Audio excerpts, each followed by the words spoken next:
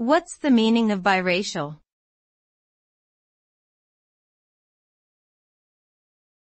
Biracial.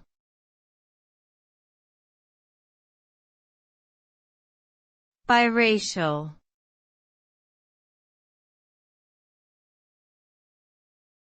Biracial.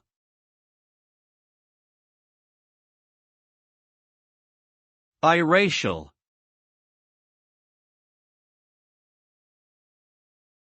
The term biracial is used to describe individuals who are of mixed racial heritage, often stemming from the union between two parents of different races.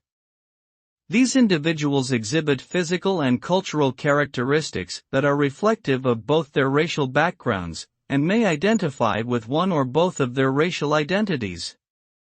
The term has become increasingly prevalent in recent years, as society embraces and acknowledges the diversity present in our communities. However, it is important to note that the concept of race is a social construct, and should not be used to perpetuate discrimination or division among individuals. Ultimately, being biracial is simply one aspect of an individual's unique identity and personal experience.